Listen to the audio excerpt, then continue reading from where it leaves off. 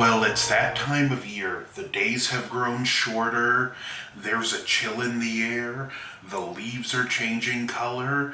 October is upon us, and it's time for another Montober. This year, I'm kicking things off with the Nightmare on Elm Street remake starring Jackie Earle Haley as Freddy and Rooney Mara.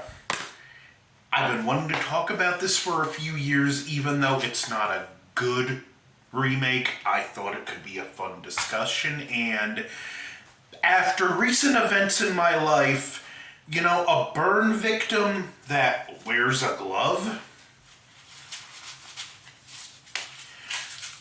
let's just say I can kind of relate. Remaking the original Nightmare on Elm Street, very tall order. Now, one of the biggest criticisms I always hear leveled against this movie, aside from the it's not Robert Englund, which at some point you're kind of going to have to deal with if you want more Nightmare on Elm Street, is that this Freddy just wasn't funny. Well, the Freddy in the original wasn't exactly funny either. Jackie Earle Haley, to his credit, did as good of a job as can be expected given the material he had to work with, which just wasn't good. Could he have worked on the voice a little better? Yeah, but he put a lot into this character, and I wish he had a better movie, because I really do believe had a better script, had there been more passion and enthusiasm by other people involved, we would be looking at this movie a little more fondly, and it would be more common to look at his performance as Freddy more fondly. Another thing I really like about this movie is actually the new glove. It's one of my favorite, and might be my favorite glove in the franchise. The guy who designed the glove is another person who actually had passion for it. He actually experimented with maybe having a blade on the thumb. I like what he ultimately went with, where instead of the metal plate on the back of the hand, it was 4 metal strips that almost look skeletal connecting to the fingers.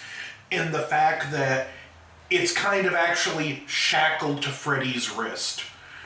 It's a cool design, and Jackie Earle Haley, he actually took the glove home so he can wear it and get used to how it feels, how his hand moves. If you look, he keeps his hand like this in a lot of scenes because it was little things he picked up. He wore the glove enough that it kind of did become an extension of him, and he just knew what length the blades were and how he could move with them.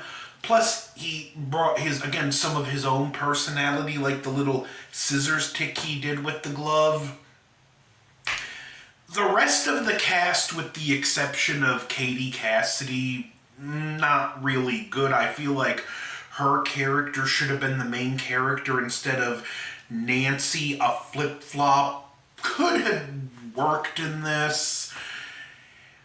The actors, more Clancy Brown's in this, who I do like, but even you could tell he really didn't want to be there. Our main characters, they don't do tired really well in this movie.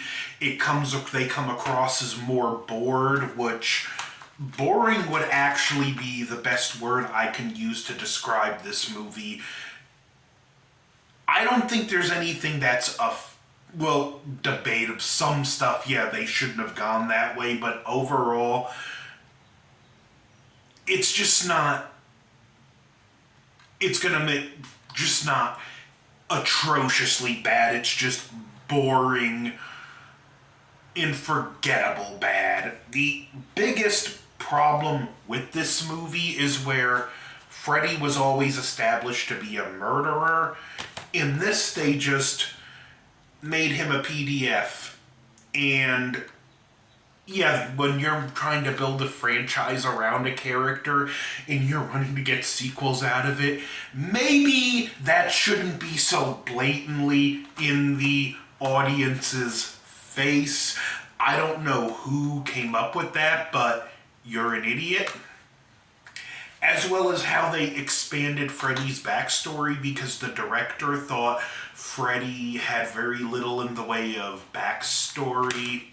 Let's see, there was his mother being locked in the insane asylum, son of 100 maniacs. He had a abusive foster father who he murdered.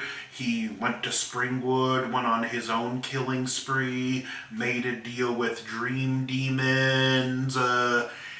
You could have done a whole prequel and not actually had him as Dream Demon Freddy, so very little in the way of backstory. Then again, the director apparently didn't even really want to do the movie. He was just told it would advance his career. Same thing with Rooney Mara. Like, no one, with the exception of Jackie Earle Haley and some of the behind the scenes people, like the guy who designed the new glove, had any passion for this movie, which is a shame. Because there's a good foundation here. You just need to take some stuff out.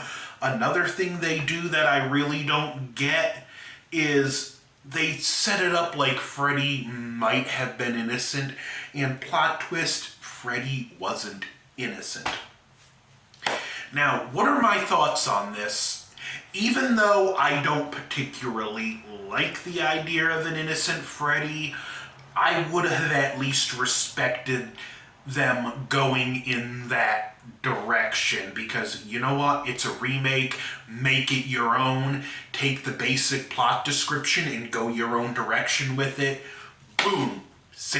You at least fill that criteria for a remake.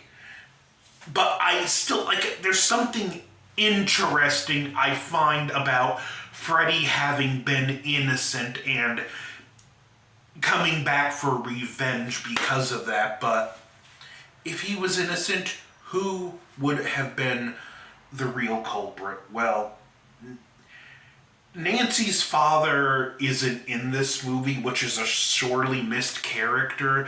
The closest we come is Quentin's father, who's the principal. But what if Freddy was innocent?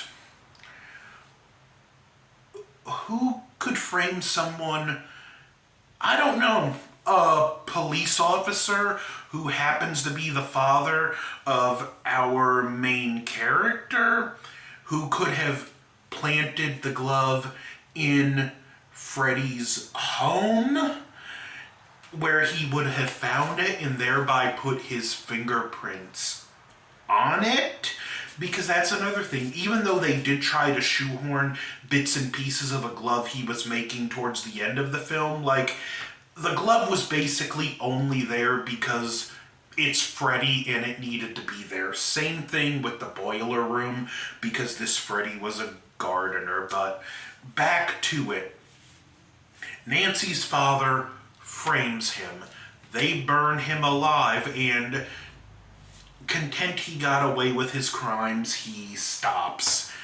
Over the course of the film, Nancy not only discovers Freddy was innocent, but her father was the culprit, and her mother helped cover it up. She discovers at some point, like they always do in the movie, you can pull things out of your dream.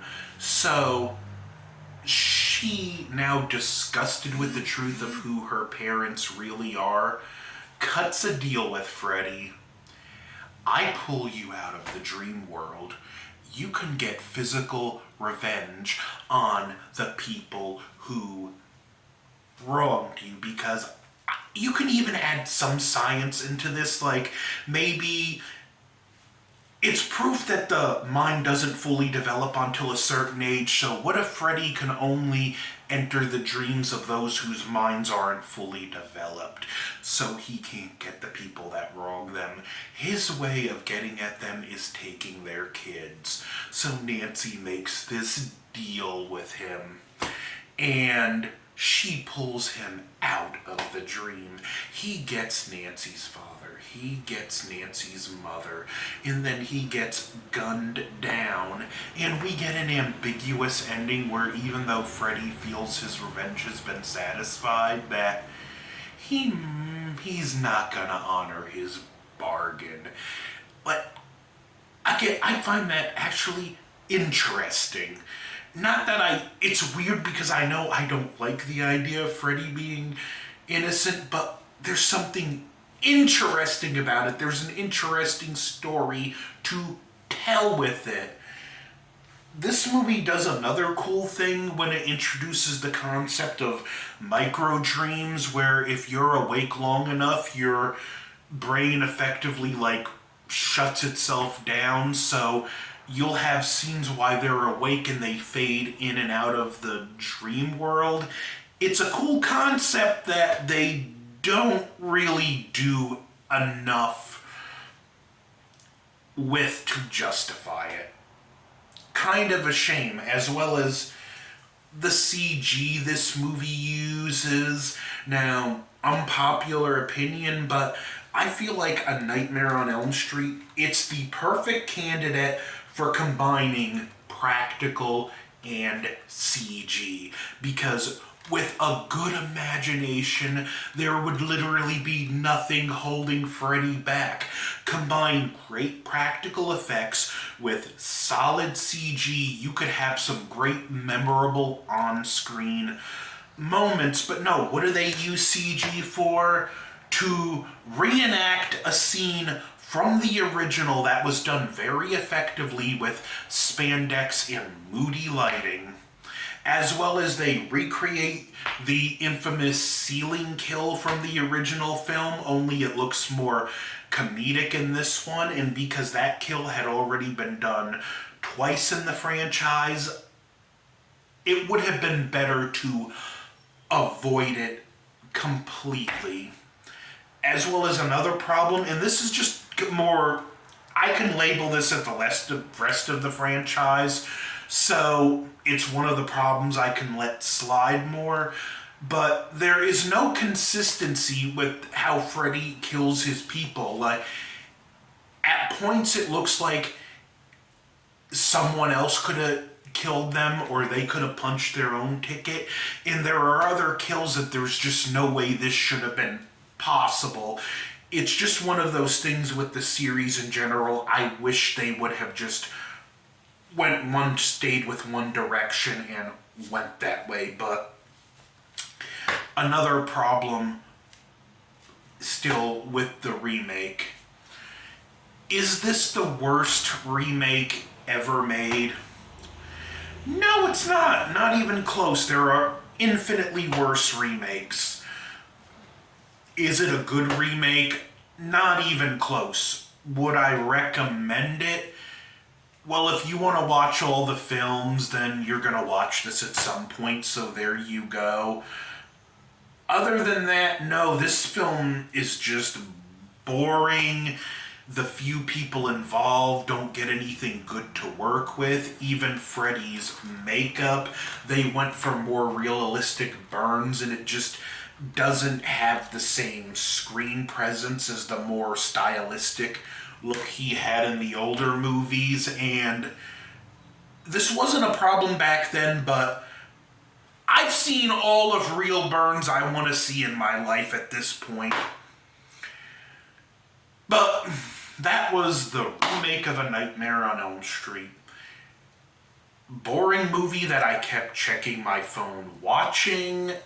Probably never gonna watch it again, but at least I have all the Nightmare movies now, so that's a positive in my book. It's not as bad as, say, a Halloween Ends, which I refuse to have in my collection.